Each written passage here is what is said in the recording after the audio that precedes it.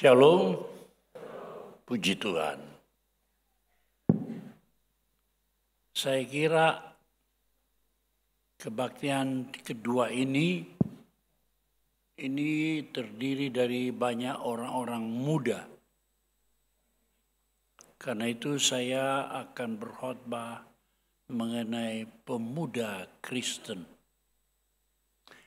Kalau disebut pemuda itu bukan berarti pria laki-laki saja. Pemuda itu dalam bahasa Indonesia berarti kelompok orang-orang muda yang terdiri dari laki-laki maupun perempuan, pemuda maupun pemudi. Jadi pengertian pemuda itu luas. Pemuda Kristen artinya setiap orang-orang muda. Ya. Orang muda itu harapan bangsa, harapan gereja, harapan Tuhan untuk menjadi berkat bagi dunia ini. Seringkali kita cuma berbakti kepada Tuhan supaya bisa menerima berkat dari Dia. Jarang kita berpikir bahwa kita mau memberkati Tuhan. Hidup yang luar biasa itu bukan percaya Tuhan supaya kami diberkati, tapi percaya Tuhan supaya kita menjadi berkat buat Tuhan, buat gereja, buat bangsa, buat negara.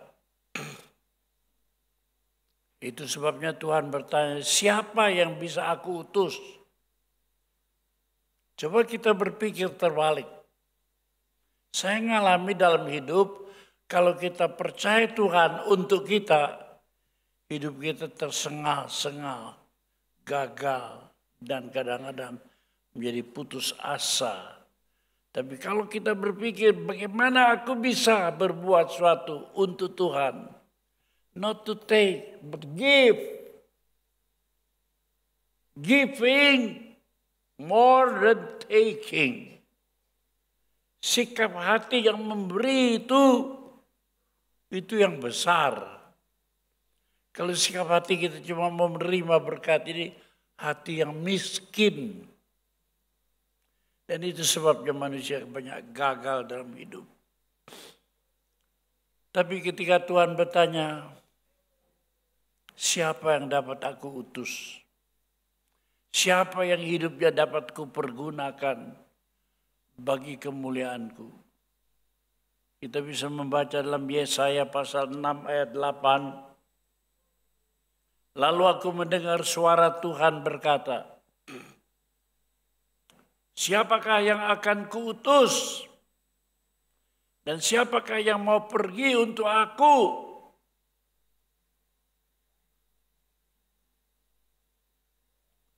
Sahutku, ini aku, utuslah aku. Saya mengalami hidup ini mengiring Tuhan sejak umur 17 tahun. Tidak dapat tidak dapat terbantahkan. Kalau orang mengiring Tuhan hanya untuk menerima berkat, taking, itu hidupnya terseok-seok, gagal, rumah tangganya kacau, bisnisnya kacau. Tapi kalau kita melatih diri kita, aku mau hidup untuk Tuhan. Tuhan berikan keperkasaan yang luar biasa.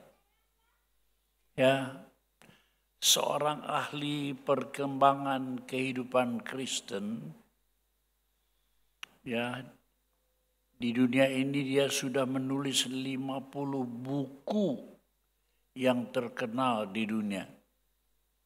Bukunya sangat digandrungi oleh para hamba-hamba Tuhan, anak-anak Tuhan.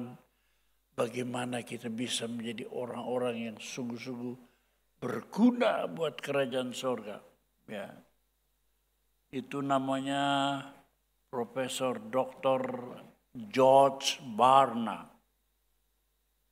George Barna, orang besar, Direktur Eksekutif Lembaga Kristen,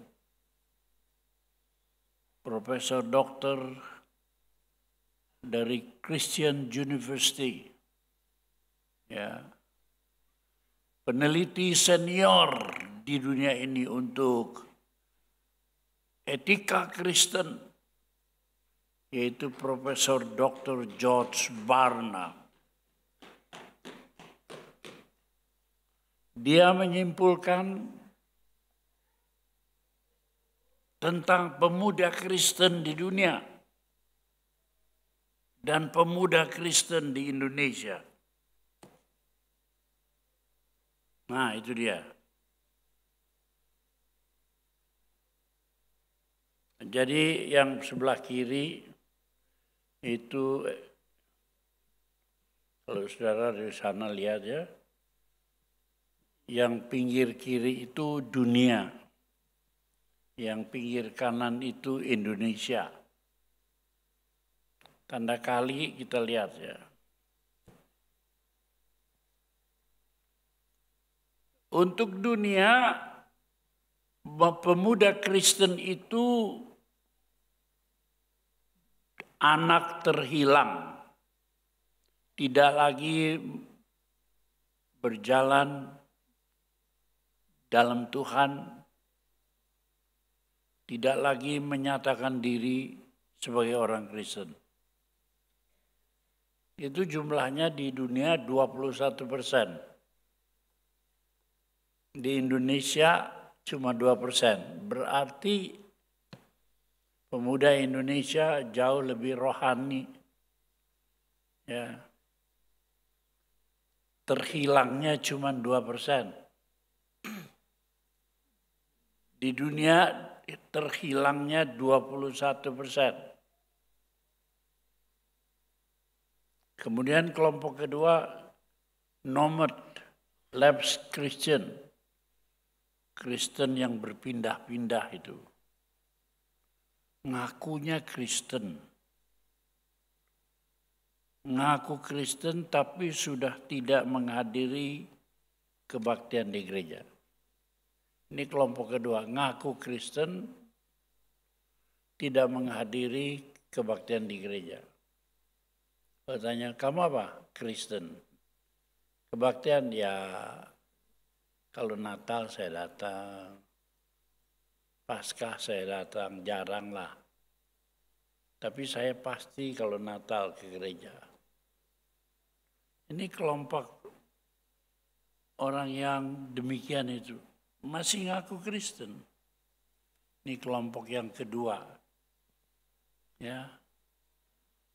Di dunia 37%. Di Indonesia 15%. Lebih kecil. Orang-orang yang cuma keluyuran.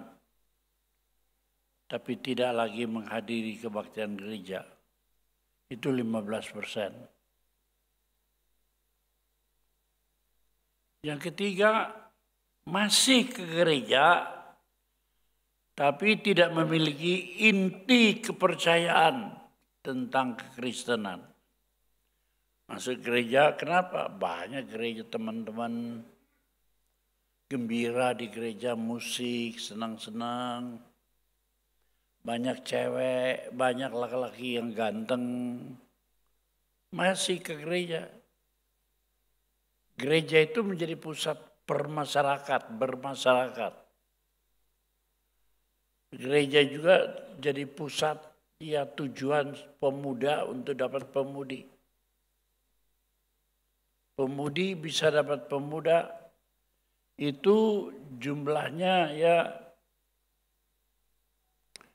37% di dunia. Pikirannya begitu. Syukur di Indonesia cuma 15%. Ya. Kemudian masih ke gereja, tapi tidak memiliki kepercayaan tentang kekristenan. Ya, gereja sih gereja. Teman di gereja banyak, apalagi di Betel gitu. Tapi apa kita mempunyai kepercayaan sungguh-sungguh iman kekristenan itu ada teguhkah? Ya, itu di dunia 30%. Ya. Masih ke gereja tapi tidak memiliki dasar iman yang teguh. Tapi puji Tuhan di Indonesia naik ini. 64%. Lebih tinggi. Tapi kalau dari sekian banyak orang-orang ini disaring lagi. Yang disebut murid sejati itu berapa? Dari ribuan, ratusan. Lalu murid sejati itu berapa persen? Yang menghadiri gereja dengan setia. Percaya Kristus juru selamatnya. Percaya Alkitab itu adalah pegangan dasar yang tidak berubah. Saya percaya mutlak Alkitab itu dari zaman dulu sampai sekarang. Ada orang-orang yang berseru, binasalah Israel. Hiduplah Palestina. Binasalah Israel. Dari seluruh nabi-nabi itu sudah sekarang 24 nabi itu semuanya orang Israel. Cuman satu yang bukan orang Israel. Nabi Muhammad. Jadi yang disebut nabi itu umat Islam pun mengakui orang Israel kabeh. Kok bisa dia bilang binasalah Israel? Mereka tidak mengerti itu sudah sekarang. Tapi syukur 64% itu menghadiri kebaktian tapi belum mempunyai kepercayaan dasar. Tapi kemudian murid sejati Kristen yang menghadiri kebaktian di gereja, yang percaya Kristus itu adalah juru selamatnya, yang percaya Alkitab adalah menjadi dasar iman kita yang tidak berubah. Ini murid sejati itu cuma 20% di Indonesia. Di luar Indonesia rata-rata di dunia 13% yang percaya Alkitab, yang percaya murid sejati, yang mau mengiring Tuhan dengan setia, cuma 13% di dunia. Tapi di Indonesia puji Tuhan masih ada 20%. Ya, mari kita renungkan ayat-ayat, angka-angka ini, saudara. Ya. Tidak lagi bergereja di dunia 21% ke atas. Merah itu. Ini anak terhilang.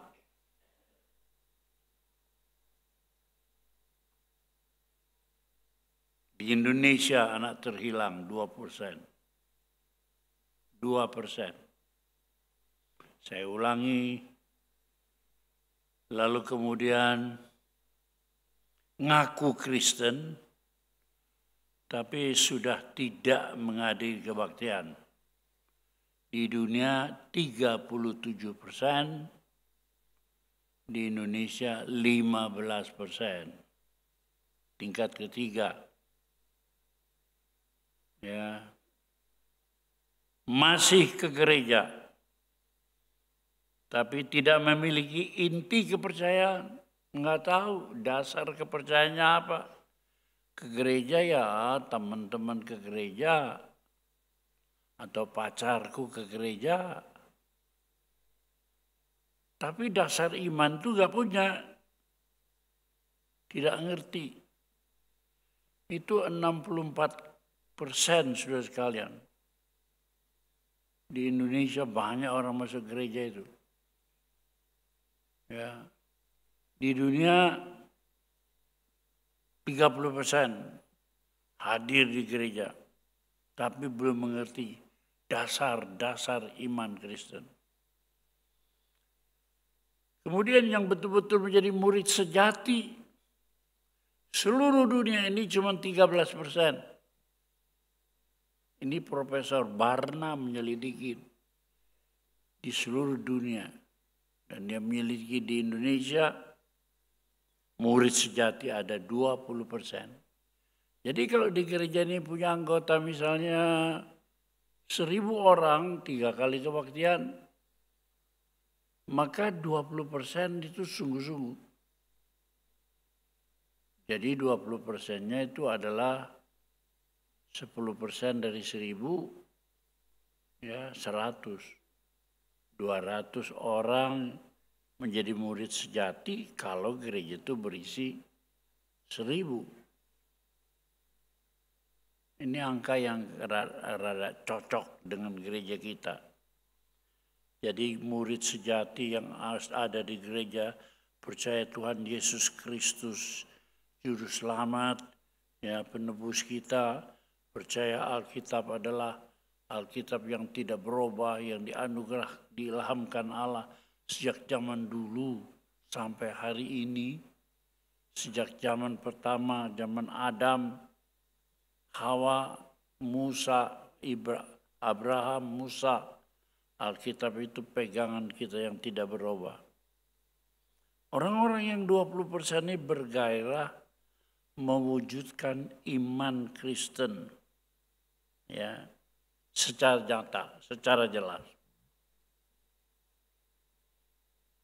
Kalau saudara pergi banyak gereja di Tasikmalaya, saudara bisa merasakan dinginnya ibadat-ibadat dalam gereja.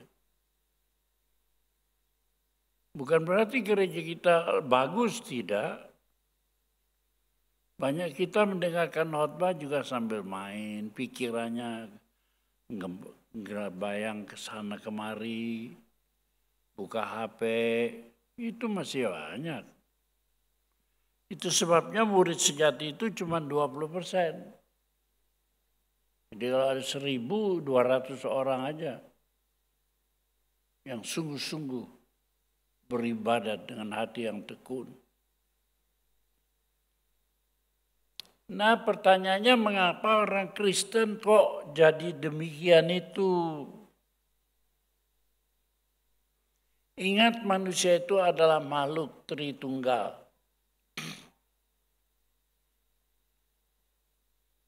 Makhluk Tritunggal itu terdiri dari tubuh, jiwa, dan roh. Banyak orang tidak sadar ini. Tubuh itu berpusat di perut, makan. Ini tidak boleh berhenti 3 kali sehari, paling tidak. Ini tubuh kekuatannya ada di perut ini. Kemudian yang kedua, mengutamakan jiwa, pikiran. Kudu mikir. Makanya orang kudu sekolah. Harus kita sekolah.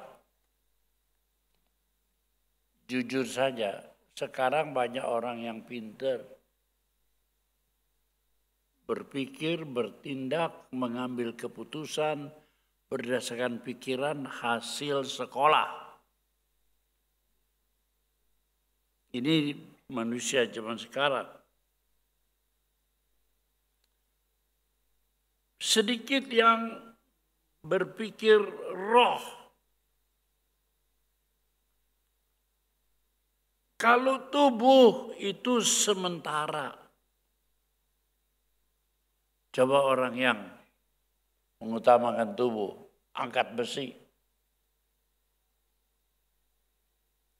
Saya lihat saya punya bapak kos di Surabaya waktu saya muda. Jalan Dr. Sutomo, Malang. Saya sekolah di Malang, baru Surabaya.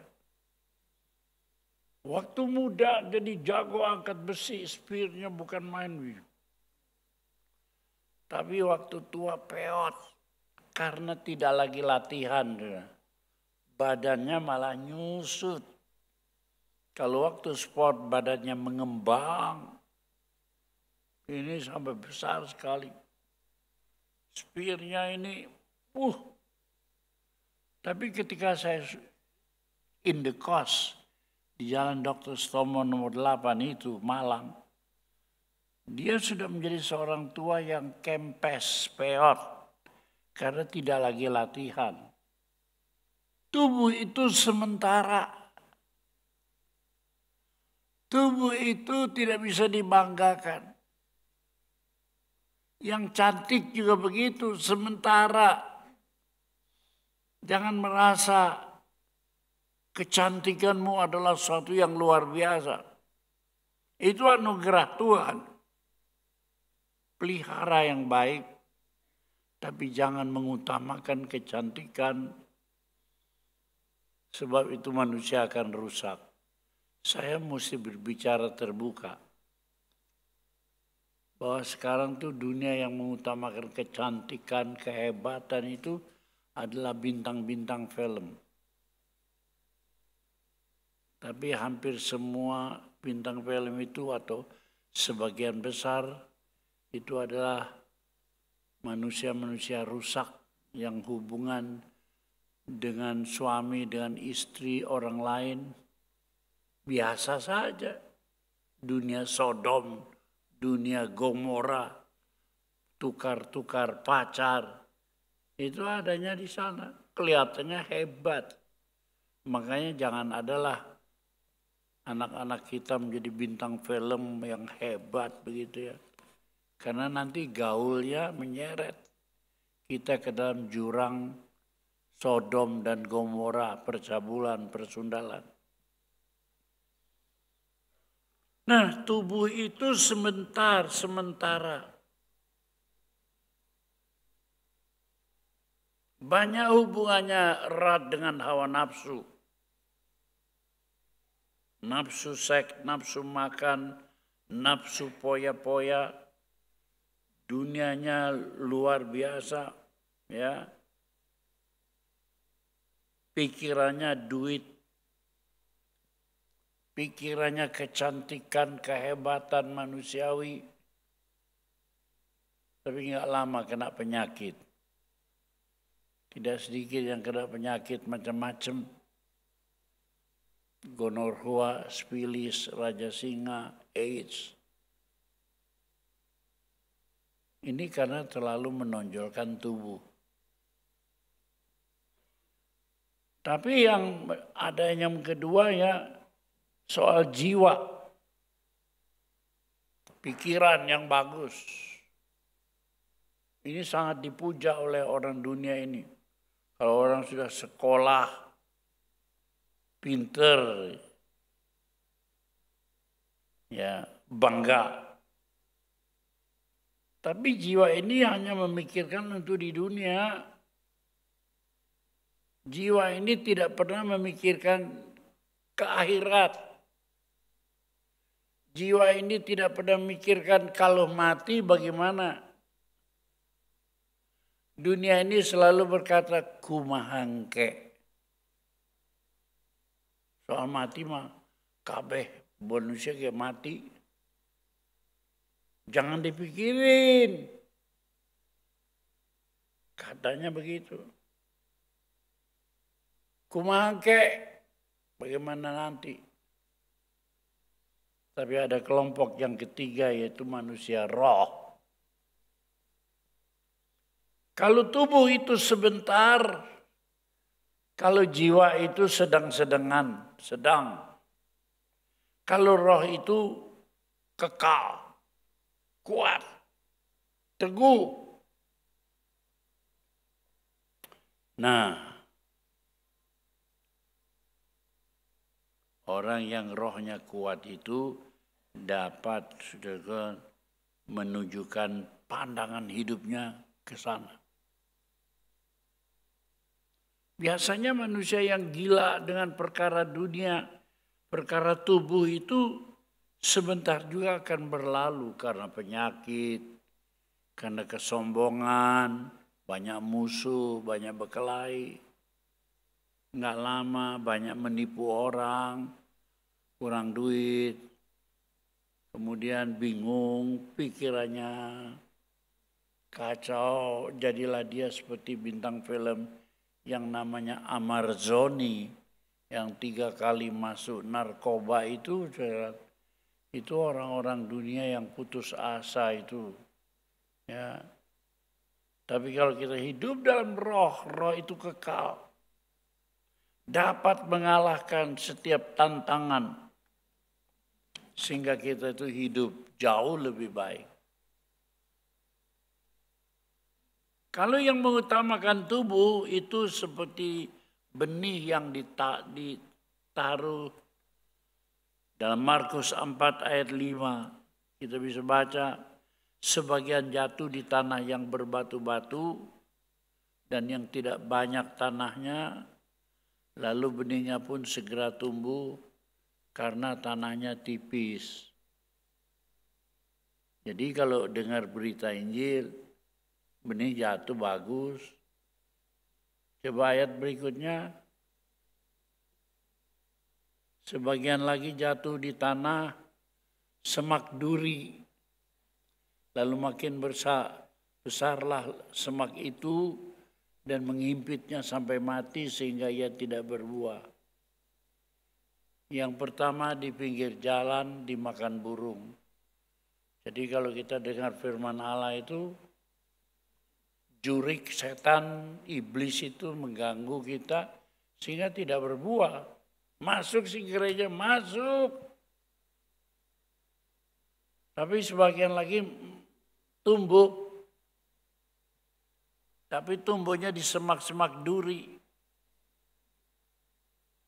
Makin semak itu besar, menghimpit dia. Jadi mati, enggak jadi iman. Sehingga ia tidak berbuah. Siapa tipe manusia masuk gereja seperti ini?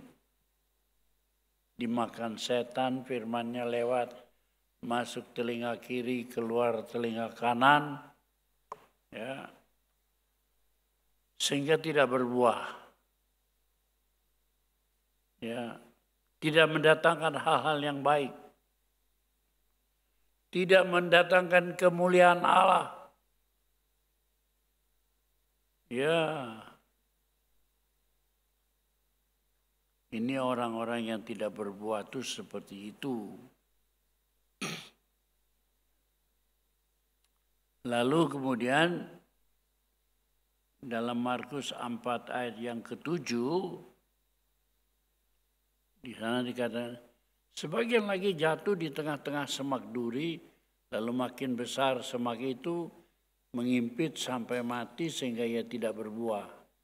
Ini tipe-tipe Kristen yang firman dicuri oleh iblis, kemudian tipe Kristen yang firman diterima, cuma gak lama. Karena kehidupan, kepentingan jiwa, kepentingan duniawi amat banyak. Jadi firman itu ngambang sekali. Tapi kalau orang itu sudah hidup di dalam roh, orang yang hidup di dalam roh itu masih memperhatikan kegiatan-kegiatan tubuh dan jiwa. Masih seperti saya. Buat tubuh perlu, buat jiwa perlu. Tetapi bukan itu yang utama. Ya. Itu sebabnya sudah sekalian, roh itu kuat. memimpin dalam hidup kita. Supaya seperti kita hidup dalam Markus pasal 4 ayat 8. Dan sebagian jatuh di tanah yang baik. Benih itu tumbuh dengan subur dan berbuah. Hasilnya ada yang 30 kali lipat, ada yang 60 kali lipat, ada yang 100 kali lipat. Dulu saya bukan apa-apa. Anak desa yang sederhana. Jualan pisang goreng sama tentara Jepang. Jualan roti sama tentara Belanda. Kemudian Indonesia merdeka, tentaranya jadi orang Ambon. Roti saya tidak laku, sudah kurang. Hidup sederhana. Tapi puji Tuhan, saya sudah beralih ke dalam roh. Oleh karena oma saya itu menjadi teladan iman di dalam keluarga kami. Kita mesti mempunyai teladan iman dalam keluarga. Siapa teladan iman kita? Itu sebabnya kami ikut sama oma kita. Oma saya itu ada di kampung Tionghoa. Saya hidupnya sebelah paling ilir. Ilir itu sebab sungai mengalir ke ilir, keluar ke muara, dari hulu ke muara. Ilir itu disebut ke arah tempat sungai mengalir. Kami hidup di sini. Tapi gereja itu ada di hulu, di seberang lagi. Sungainya lebar, gerejanya di hulu, di seberang. Jadi si oma itu kalau mau ke gereja diantar cucunya jalan darat, jalan kaki. Baru sampai hulu menyeberang ke sana. Saya sudah pindah ke Jawa.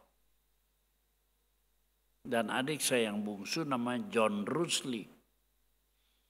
Itu suka ngantari oma. Dari Ilir jalan kaki dulu sampai ke hulu sebelum menyeberang.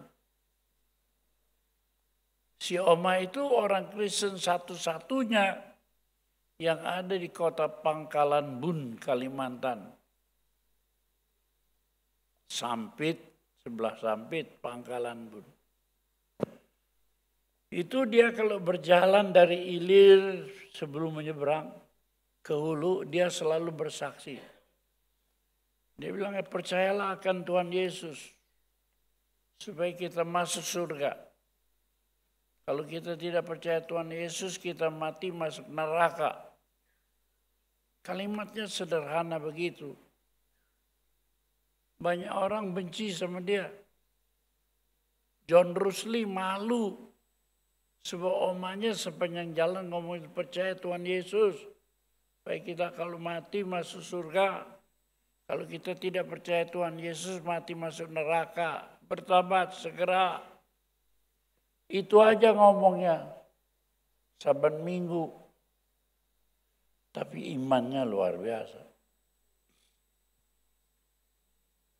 Dia sering kirim makanan sama Bapak Pendeta. Saking seringnya kirim makanan, opa saya, engkong saya marah-marah. Kenapa? Kamu suka kirim makanan? Opa saya rupanya curiga, cemburu nih. Dia pikir jatuh cinta kah sama Bapak Pendeta. Tapi oma saya nggak peduli.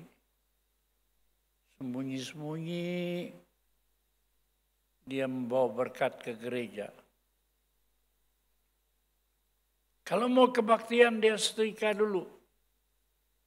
Segala satu neces sebab mau menghadap Tuhan katanya. Ini oma lu.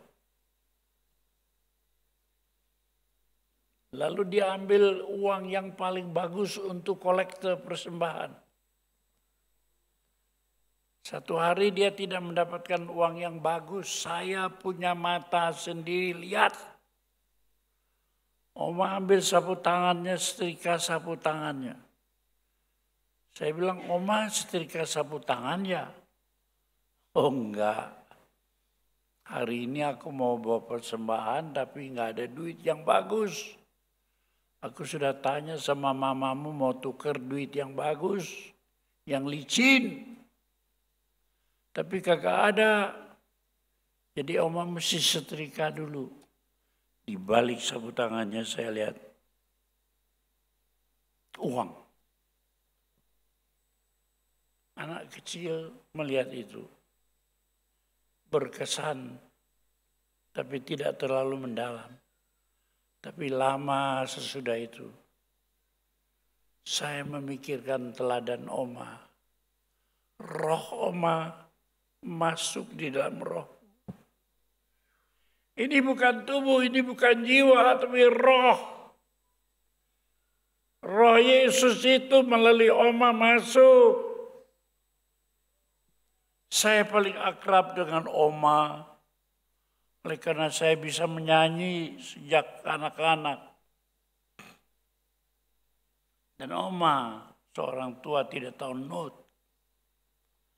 Dan Oma minta ajari saya do do do re si do mi mi mi mi fa re mi sol do la sol fa mi re.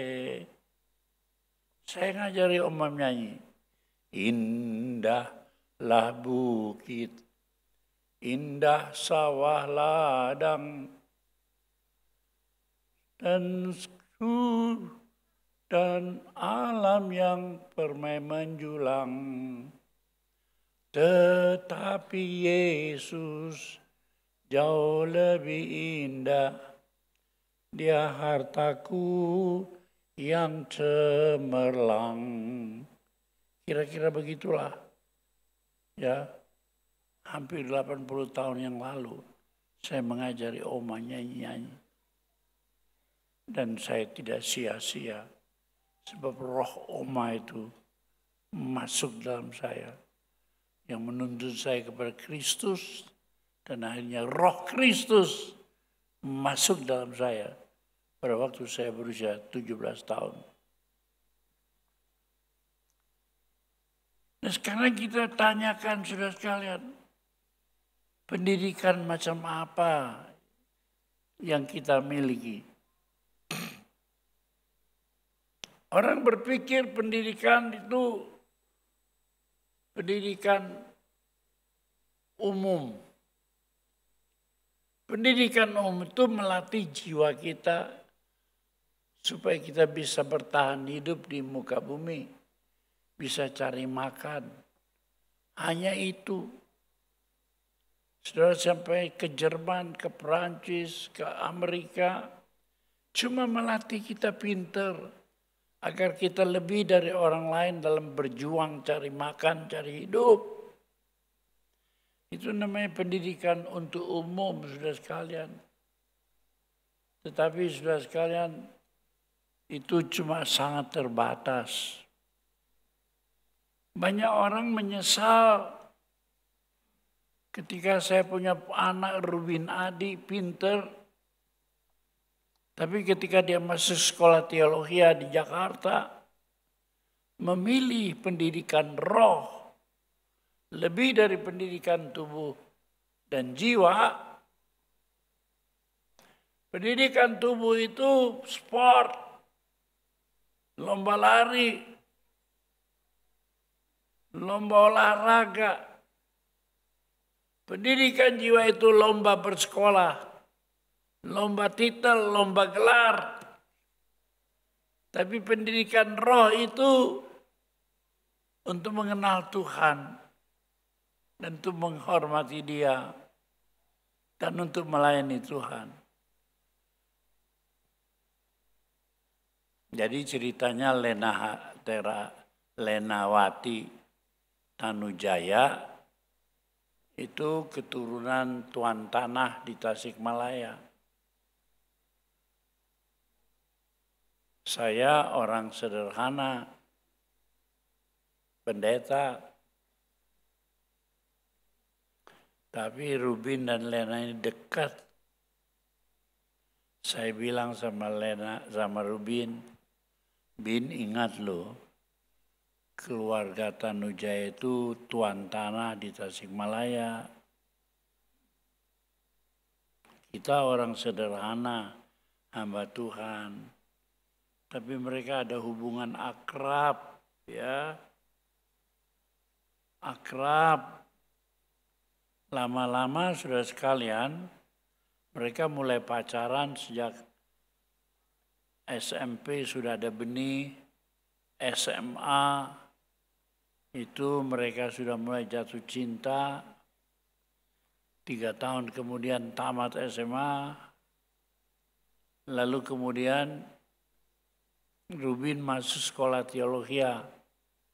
Orang-orang bilang, bodoh amat tuh Pak Pendeta. Anaknya pinter, maksudnya sekolah teologi. Kenapa bukan sekolah umum yang bagus-bagus? Supaya besok jadi profesor, doktor kah? Dan banyak uangnya, kira-kira begitu. Ya. Tapi saya tidak peduli. Saya yakin pendidikan roh itu lebih dari pendidikan jiwa, lebih dari pendidikan tubuh. Akhirnya Rubin masuk juga. Tapi sebelum masuk, perhatikan. Bukan sekolah itu yang menentukan, tapi apa yang kita buat di dalam rumah tangga masing-masing. Kalau kita punya orang tua, apa yang orang tua kita latih kita dari kecil. Waktu remaja, Rubin, Jonathan Adi, seorang dokter di Jakarta. Rubin Adi, doktor dalam teologi. Kami di rumah Kebun Manggu itu loh. Seminggu minimal 3 kali. Beber kloso, gelar samak, ampar tikar, berdoa. Di meja makan, baca Alkitab, bergiliran. Berdoa, bergiliran. Di meja kita, meja makan, ada simbol no Bible, no breakfast. Kalau nggak baca Alkitab, tidak ada breakfast, tidak ada makan pagi. Kemudian saya berkhotbah di Surabaya, mengajarkan no Bible, no breakfast. Akhirnya terjadi kebangunan rohani, sehingga 1.500 pemuda berkumpul di Sarangan Madiun. Kebangunan rohani besar. Dan bilang, no Bible, no breakfast. Tiap-tiap rumah pemuda itu kan ada slogan itu. No Bible, no, tidak ada nasi goreng, no nasi goreng. No Bible, tidak makan pagi. Semangat itu luar biasa. Itu kira-kira tahun 1960-an. Terjadi kebangunan yang besar. Jadi pendidikan roh itu sangat utama. Jadi kalau sudah punya anak, nanti jangan sepikir pendidikan umum. Barangkali ambil master, doktor di Amerika, paling tinggi ya cari duit, cari yang lebih pintar dari orang lain. Tapi sayangnya orang yang demikian itu jadi sombong, sehingga duit yang diperolehnya tidak disimpan, tidak dimanfaatkan dengan baik, melainkan hidup poya-poya. Jadi saudara sekalian, tahun 2023 ini sudah hampir selesai. Banyak orang mengalami masalah, kesulitan, ya, kegagalan, putus asa. Tapi hari ini saya menyatakan, jangan putus asa, bangkit. Sebab kita dulu pakai prinsip yang salah. Itu sebabnya kita susah. Kita pikir kalau sekolah pinter, cari duit pinter, kita akan menjadi manusia yang berhasil. Tapi saya membuktikan bukan itu. Saya satu keluarga melatih diri dengan keyboard. Yang biasa main keyboard itu Jonathan Adi, si dokter itu. Rubin biasa main gitar. Memuliakan Allah, bersimpuh di lantai, di atas tikar, memuliakan Allah. Saya menceritakan ini supaya menjadi ilham bagi kalian yang masih punya anak-anak yang kecil. Berapa banyak orang tua yang menumpangkan tangannya atas anak-anaknya, atas cucu-cucunya. Saya sampai detik ini melakukan itu. Kemarin kami kumpul di Lembang 4 hari. Tahun lalu kami kumpul di Tegal itu apa?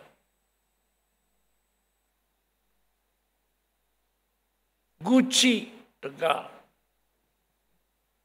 Saya doakan dari kecil, yang paling kecil. Buyut-buyut, cucu-cucu, cucu mantu. Baru naik anak-anak.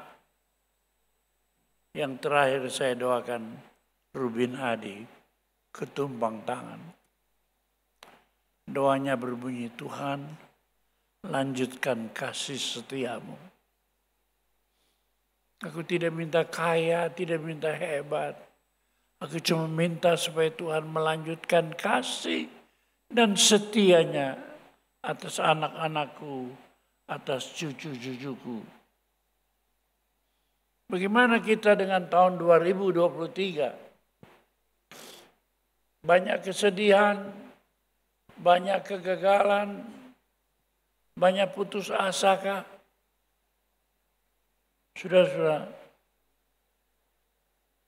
Tapi hari ini saya katakan, jangan putus asa. Kesalahanmu pada tahun-tahun lalu dasarnya tidak betul. Dasar yang kau ikuti itu dasar duniawi. Terutama ini orang-orang muda, harapan bangsa. Saya pikir kalau banyak duit, harapan bangsa. No!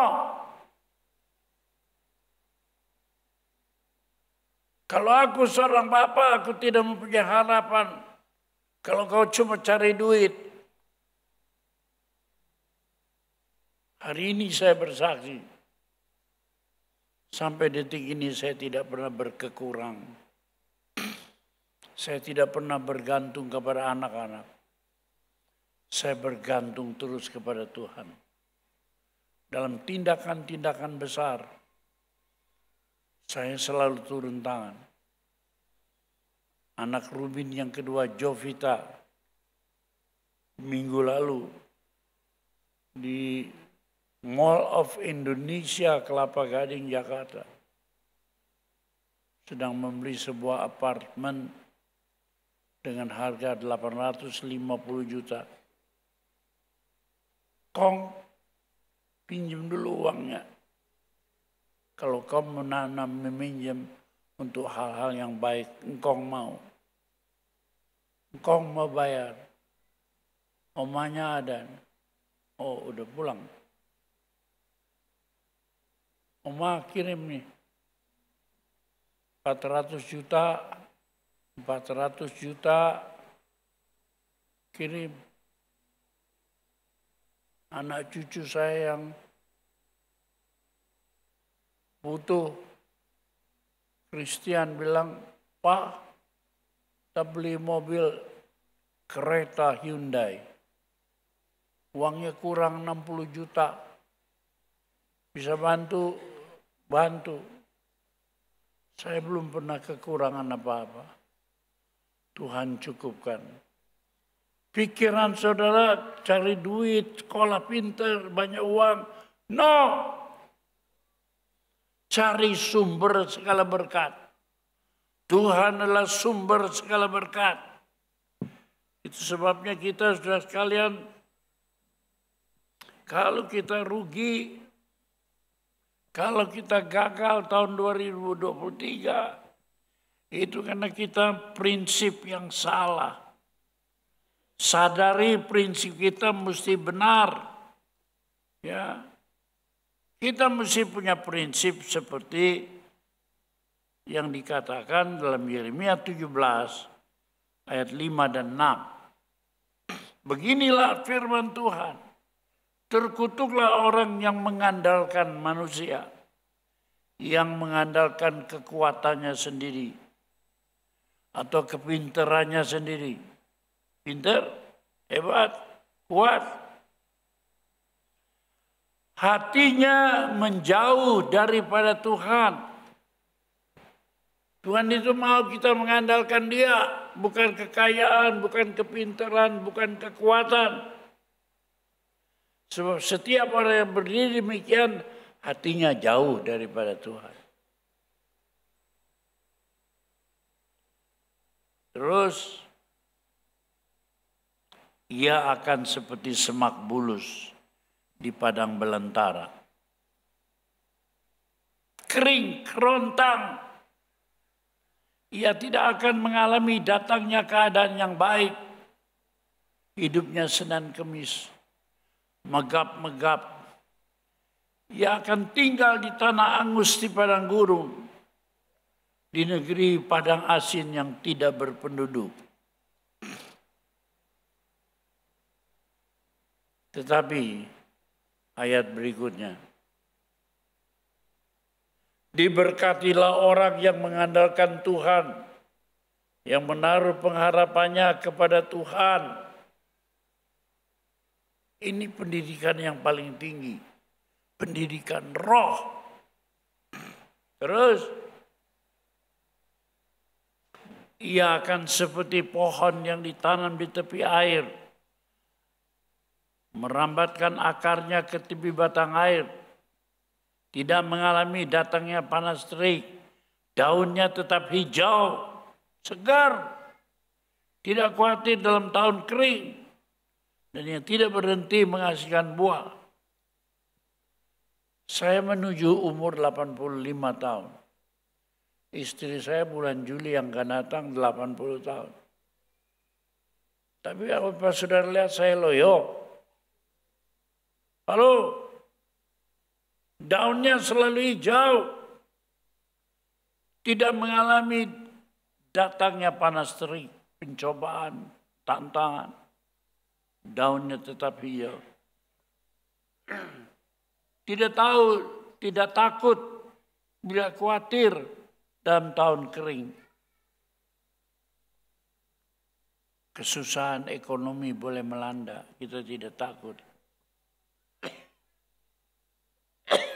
Tidak berhenti menghasilkan buah.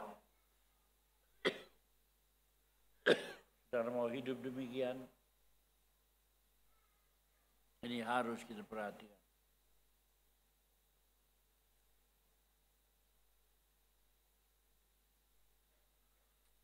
Jadi saudara sekalian, kita harus belajar hidup itu, pendidikan roh itu lebih. Dari mana kita mulai? Dari dalam rumah tangga. Kalau saudara ibu rumah tangga, saya mau tanya bagaimana engkau mendidik anak? Cari duit? Bagaimana kita mendidik anak?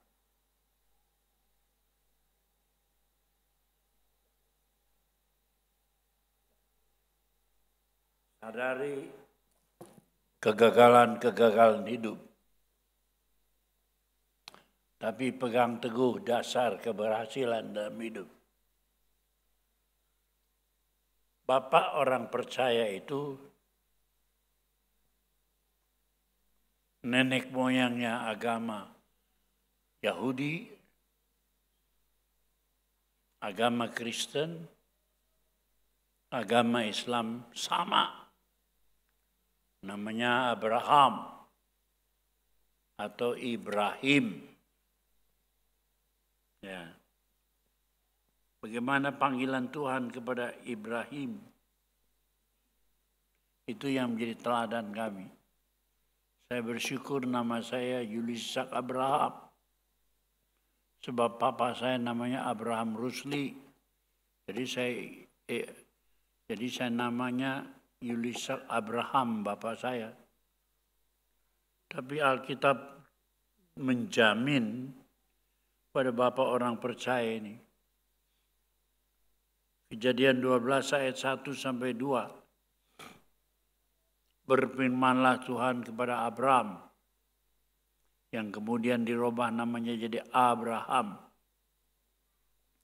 Pergilah dari negerimu, dari sanak saudaramu, dari rumah bapamu, ke negeri yang akan kutunjukkan kepadamu. Abraham itu dipanggil dari negeri Ur, negeri Kasdim. Ur Kasdim, buka Google. Di mana itu Ur Kasdim? Ur itu sebuah kota di Irak. Kota kecil. Disuruh Tuhan berjalan ke barat, menuju ke tanah Kanaan, tanah perjanjian. Jauh, melewati Turki selatan. Lalu sampai ke, sekarang tuh tanah yang diribut-ribut, disebut tanah Palestina. Jauh sekali perjalanannya. Meninggalkan adat istiadatnya. Meninggalkan agamanya. Menuruti perintah Allah. Sebab negeri yang akan ditunjukkan itu, negeri yang akan kutunjukkan kepadamu. Dia tidak tahu negeri apa itu. Tapi dia taat kepada Tuhan. Luar biasa. Dan dia sampai ke negeri Kanaan. Menjadi bapa orang percaya. Sebab Tuhan berjanji terus. Ayat berikutnya, aku akan membuat engkau menjadi bangsa yang besar. Dan memberkati engkau serta membuat namamu masyhur. Ini yang dikejar oleh dunia sekarang. Tapi bagi orang yang dalam pendidikan roh, bukan itu yang pertama. Tapi ini kalimat terakhir. Dan engkau akan menjadi berkat. Jadi kalau kita ngikut Tuhan supaya diberkati, kita kecewa. Tapi kalau kita mengikut Tuhan dan mau jadi berkat, kerja capek, kerja lelah, dia diberkati Tuhan. Saudara marga, saya minta dari Bandung untuk pindah ke Tasik. Saya bilang Tuhan akan mencukupimu. Imannya besar. Dia di Bandung jadi verkoper, salesman, alat-alat pabrik. Tapi dia rela meninggalkan Bandung, hidup sederhana di Tasikmalaya.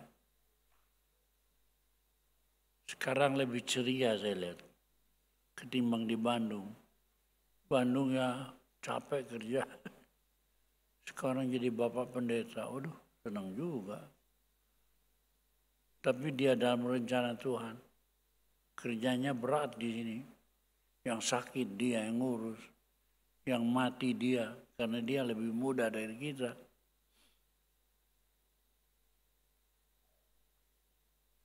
Ya. Jadi sudah sekalian, kita dijanji Tuhan, aku akan memberkati engkau dan engkau akan menjadi berkat. Oh, puji Tuhan. Oh, mari kita memuja Allah Tuhan kita.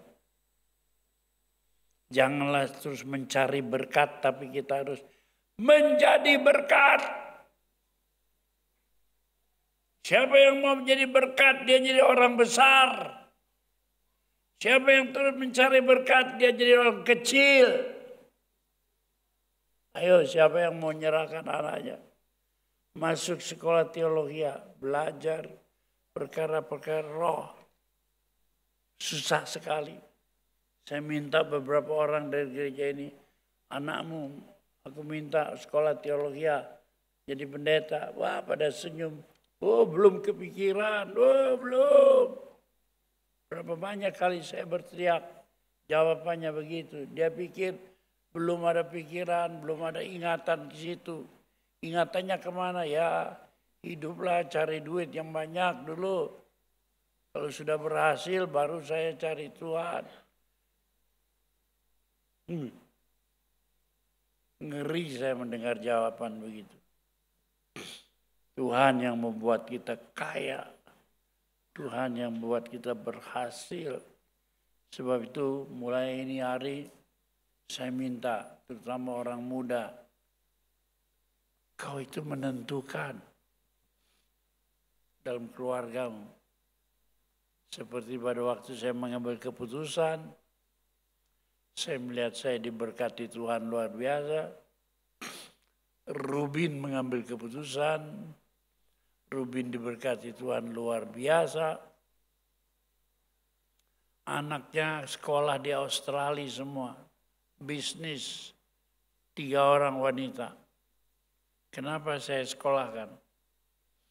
Engkongnya turut menyekolahkan, engkongnya turut beli apartemen di sana, kongsi sama bapaknya. Sekolahkan cucunya. 3 jadi sarjana ekonomi. Tapi sudah itu mereka bekerja. Lalu sudah itu Jessica pergi ke Singapura, masuk sekolah teologi atas maunya sendiri. Hari ini saya berlinang-linang air mata kalau mengingat Jessica. Kenapa? Sebab tamat sekolah di Australia dia sempat bekerja. Setelah dia bekerja maka hasil bulan pertama dia berhasil. Semua gajinya bulan pertama dia diserahkan untuk Tuhan.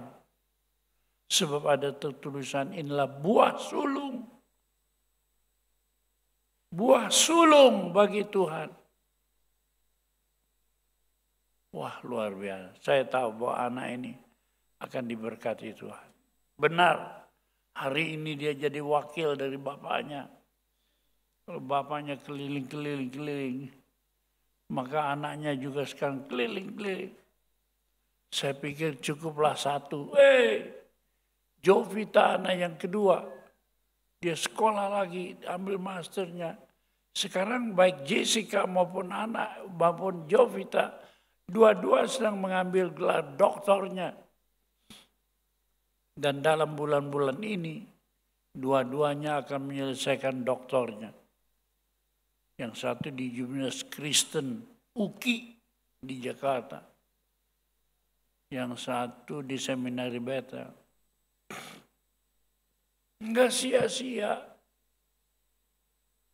Sebab Tuhan berjanji. Dan aku percaya Tuhan. Mati hidup percaya Tuhan. Hidupku bagi Kristus. Mati itu untung. Tapi Tuhan tidak kasih kita mati. Kasih kita hidup. Saya lagi berseru. Sebab banyak orang muda mempercayakan dirinya ke dalam tangan Allah. Dan rela melayani Tuhan. Tapi sebelum melayani Tuhan dites dulu. Melayani anak-anak, melayani sekolah minggu, melayani kaum muda, nanti Pak Marga yang tes. Nggak ada uang, gampang duit. Yang penting mau dan sungguh-sungguh. Allah memberkati kita luar biasa. Karena itu sudah seperti Abraham diberkati Tuhan. Dan engkau akan menjadi berkat. Demikianlah Tuhan berfirman kepada kita. Dalam nama Yesus Kristus, Juru Selamat kita. Kita akan menjadi berkat bagi kemuliaan Allah. Amin. Ini tahun 2024. Besok kita masuki. Ya. Jadi jangan prinsip lama, prinsip baru. Tahun baru, prinsip baru. Prinsip lamamu itu sumber kegagalan. Aku tidak mau gagal. Musa gagal. Tetapi rancangan Allah tidak pernah gagal. Petrus gagal. Ayam berkokok, dia sangkal. Tapi rancangan Allah tidak pernah gagal. Sebab Petrus akhirnya menjadi pemberita Injil luar biasa. Paulus gagal jadi musuh Kristen, musuh Injil. Tapi rancangan Allah tidak pernah gagal. Aku bisa gagal, Anda bisa gagal. Tapi rancangan Allah tidak pernah gagal. Back to the Bible, kembali kepada Tuhan, kembali kepada hidup yang mengejar roh, maka berkat Tuhan luar biasa. Puji Tuhan.